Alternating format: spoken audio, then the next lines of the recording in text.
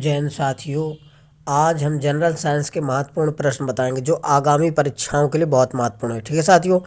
दोस्तों, डेली सुबह मॉर्निंग में आप सुबह फ्रेश होने के बाद अपना टारगेट फिक्स करिए कि आज हमें इतना तैयार करना है, और उसमें पूरी कायनात के साथ सारा दिन उस पर फोकस करिए। ठीक है दोस्तों, अगर इस तरह से आप तैयारी करते हैं तो आपकी बहुत अच्छी तैयारी हो जाएगी।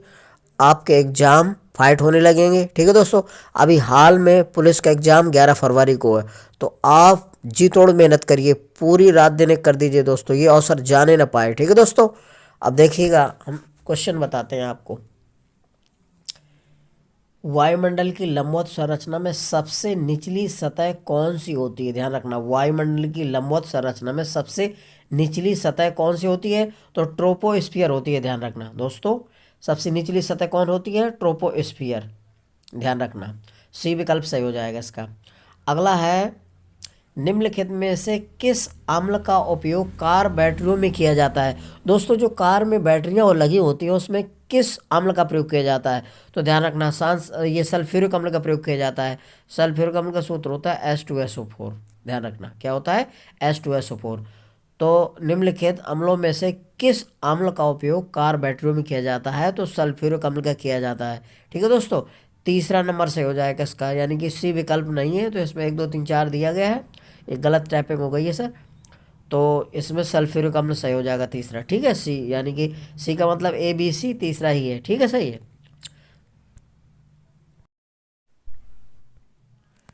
अगला है, आलू के चिप्स प्लास्टिक के थैलों में स- संकुलित किए जाते हैं। आलू के चिप्स प्लास्टिक के थैलों में संकुलित किए जाते हैं किसके द्वारा दोस्तों? तो नाइट्रोजन वातावरण में किए जाते हैं। ध्यान रखना, ठीक है, तो उससे चिप्स खराब नहीं होते, उनके अंदर नाइट्रोजन गैस भरी जाती है। ध्यान रखना, आलू के चिप्स प्लास्टिक के थैलों में संकुलित किए जाते हैं, तो उसमें क्या भरा जाता है? नाइट्रोजन वातावरण। ध्यान रखना, नाइट्रोजन यानी कि नाइट्रोजन गैस भरी जाती है, सीधी बात। तो इसका पहला विकल्प सही हो जाएगा। अगला है, निम्नलिखित में से कौन सी भारतीय संविधान की मुख्य विशेषता नहीं है? ठीक है, तो लिखित और विस्तृत संविधान सही है, एकल नागरिकता भी है, सार्वभौमिक व मताधिकार भी है, लेकिन द्विस्तरीय सरकार नहीं, क्योंकि भारतीय संविधान की विशेषता क्या है? त्रिस्तरीय सरकार। ठीक है, पंचायती राज्य में त्रिस्तरीय व्यवस्था की गई है। ठीक है, ध्यान रखना, तो बी विकल्प सही हो जाएगा, यानी कि दूसरा।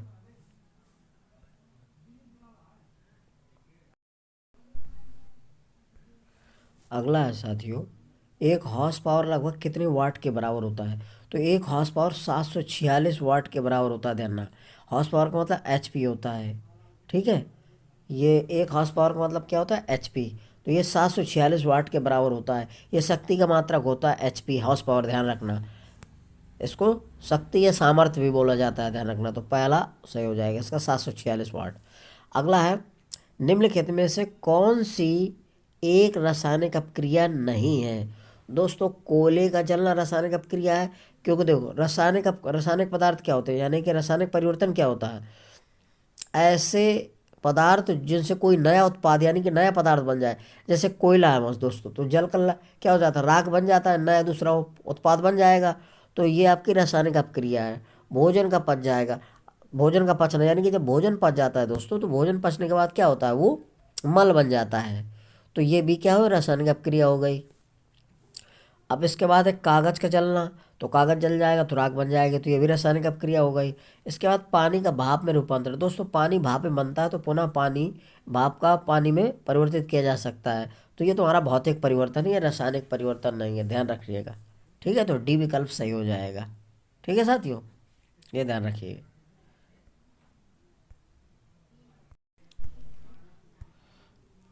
अगला है, पायरिया निम्न में से किसका रोग है? तो दोस्तों, पायरिया रोग जो होता है किसको प्रभावित करता है? नाक, कान, गला। तो दोस्तों, पायरिया जो मसूड़ों को प्रभावित करता है। ठीक है, तो पायरिया रोग जो मसूड़ों से संबंधित होते हैं, दांत होते हैं, दांतों में मसूड़ होते हैं, तो मसूड़ों से संबंधित होता है। तो पायरिया रोग हमेशा क्या होता है? मसूड़ों में होता है। यह विटामिन सी की कमी, स्कारबिक अम्ल के कारण होता है। ध्यान रखना, विटामिन सी की कमी से, क्योंकि विटामिन सी का रासायनिक नाम क्या होता है? एस्कॉर्बिक अम्ल होता है। जब पायरिया रोग होता है तो मसूड़ों से सूज जाते हैं और ब्लड आने लगता है। ठीक है, दांत दर्द करते हैं, तो ये पायरिया रोग के लक्षण होते हैं। तो पायरिया रोग किसको प्रभावित करता है? मसूड़ों को, ध्यान रखना। अगला बी विकल्प सही हो जाएगा। अगला है फ्लोएम एक ऊतक है जो निम्नलिखित में से पाया जाता है। तो दोस्तों जो फ्लोएम एक ऊतक है तो किस में पाया जाता है? पौधों में पाया जाता है। तो फ्लोएम ऊतक का काम क्या होता है दोस्तों? जो भोजन बनता है तो भोजन को सारे भाग में पहुंचाना इसका काम होता है फ्लोएम का। पत्तियां देखो, जाइलम एक ऊतक होता है तो उसका काम होता है जड़ों से पानी और खनिज लवणों को पूरे पौधे में पहुंचाना, यानी कि जल का पहुंचाना। सो जाइलम का मतलब होता है जड़ों से खनिज लवण और जल को पत्तियों से यानी कि पूरे भाग में पहुंचाना। और फ्लोएम का ये होता है जो पत्तियां भोजन बनाती हैं तो उसका पूरे भागों में पहुंचाना फ्लोएम का काम होता है। ठीक है, ध्यान रखिए। तो फ्लोएम एक ऊतक है जो निम्न किससे संबंधित है? ये पौधों में पाया जाता है, ध्यान रखना, पौधों में से संबंधित है ये क्या? फ्लोएम ऊतक। जाइलम का मतलब होता है जड़ द्वारा जल और खनिज को यानी कि पौधे के संपूर्ण भाग में पहुंचाना। ठीक है, पत्तियों से और भोजन जो बनता है तो फ्लोएम का काम होता है भोजन को पूरे पौधे में पहुंचाना। ठीक है दोस्तों।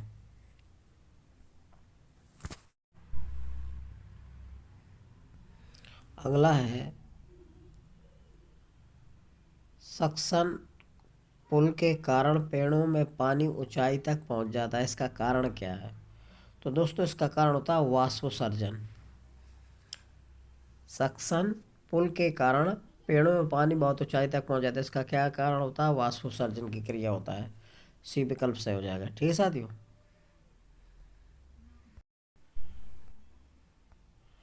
अगला है वैश्विक ताप की वृद्धि के लिए निम्न में से कौन सी गैस का योगदान अधिकतम है? वैश्विक ताप की वृद्धि के लिए निम्न में से कौन सी गैस का योगदान अधिकतम है? तो दोस्तों कार्बन डाइऑक्साइड का वैश्विक तापमान के लिए अधिक जिम्मेदार होती है। कार्बन डाइऑक्साइड सबसे अधिक वैश्विक तापमान में वृद्धि करती है, ध्यान रखना। कार्बन डाइऑक्साइड का सूत्र क्या होता है? CO2। पहला विकल्प सही हो जाएगा। ठीक है। अगला है मानव शरीर में किस तत्व का प्रतिशत सबसे अधिक होता है? मानव शरीर में किस तत्व का प्रतिशत सबसे अधिक होता है? तो ऑक्सीजन का प्रतिशत सबसे अधिक होता है। मनुष्य के शरीर में सबसे अधिक तत्व पाया जाने वाला कौन सा? ऑक्सीजन होता है। मानव शरीर में किस तत्व का प्रतिशत सबसे अधिक होता है? तो ऑक्सीजन, O2। ठीक है, ऑक्सीजन यानी कि O, ये इसका प्रतीक होता है। अगला है हाइड्रोक्लोरिक एसिड किस अंग में स्रावित होता है? कहने का मतलब है हाइड्रोक्लोरिक एसिड किस अंग से स्रावित होता है? हाइड्रोक्लोरिक अम्ल का सूत्र क्या होता है? HCl। किस अम्ल से निकलता है यानी स्रावित होता है? तो दोस्तों ये ध्यान रखना, अमाशय से। अमाशय से हाइड्रोक्लोरिक अम्ल का स्राव होता है यानी कि स्रावित होता है। हाइड्रोक्लोरिक अम्ल, इसी को हाइड्रोक्लोरिक एसिड बोला जाता है। ठीक है, तो किस अंग से स्रावित होता है? तो अमाशय से, सॉरी, कहाँ से होता है? अमाशय से, ध्यान रखना। सी विकल्प सही हो जाएगा। अगला है स्कर्वी रोग इस विटामिन की न्यूनता कमी से होता है। स्कर्वी रोग किस विटामिन की कमी से होता है? कहने का मतलब न्यूनता का। तो स्कर्वी रोग विटामिन C की कमी से होता है। ठीक है, यानी डी विकल्प सही हो जाएगा। स्कर्वी रोग किस विटामिन की न्यूनता से होता है? तो विटामिन C की कमी से होता है। विटामिन C सभी खट्टे रसीले फलों में पाया जाता है।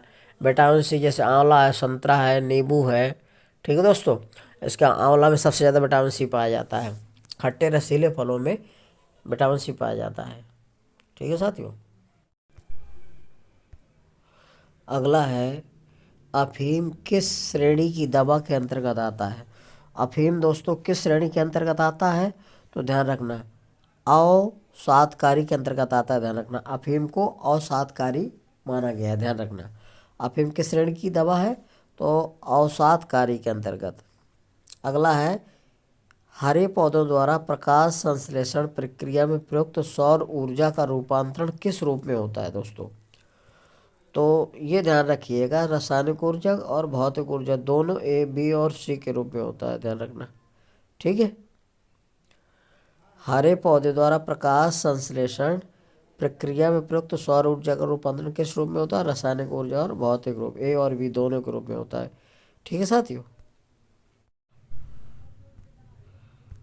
अगला है सफेद प्रकाश में उपस्थित निम्नलिखित रंगों में से कौन सा रंग शीशा के प्रिज्म द्वारा सबसे कम विचलित होता है।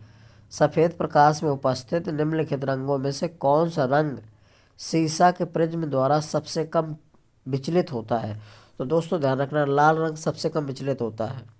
ठीक है, क्योंकि लाल रंग का प्रकीर्णन जो होता है सबसे कम होता है, लाल रंग का तरंगदैर्घ्य सबसे अधिक होती है। ठीक है, तो कौन सा विकल्प हो जाएगा? बी, यानी कि दूसरे नंबर का लाल। हींग प्राप्त की जाती है, हींग दोस्तों जड़ों द्वारा प्राप्त की जाती है। हींग प्राप्त की जाती है जड़ों के निष्कर्षण से, ध्यान रखना। हींग प्राप्त होती है किसके? जड़ों से प्राप्त होती है हींग, ध्यान रखना। पूछा जाता है फल, तना, छाल किससे प्राप्त होता है? हींग तो जड़ों से प्राप्त होती है, जड़ों के निष्कर्षण से प्राप्त होती है, यानी कि बी विकल्प सही हो जाएगा दूसरे नंबर का। ठीक है साथियों, अगला है मनुष्य की श्रव्यता की सीमा क्या है? मनुष्य की श्रव्यता की सीमा कितनी होती है? 20 हर्ट्ज से 20,000 हर्ट्ज तक। ध्यान रखना, मनुष्य की श्रव्य सीमा सुनने की क्षमता कितनी होती है? 20 हर्ट्ज से लेकर 20,000 तक, ध्यान रखना। ठीक है, यानी कि पहला विकल्प सही हो जाएगा। अगला है निम्नलिखित में से कौन सा मरुस्थल है? निम्नलिखित में से कौन सा मरुस्थल है? तो दोस्तों सिंधु क्षेत्र मरुस्थल है, ध्यान रखना। सिंधु क्षेत्र क्या है? मरुस्थल है। ठीक है, याद रखिएगा।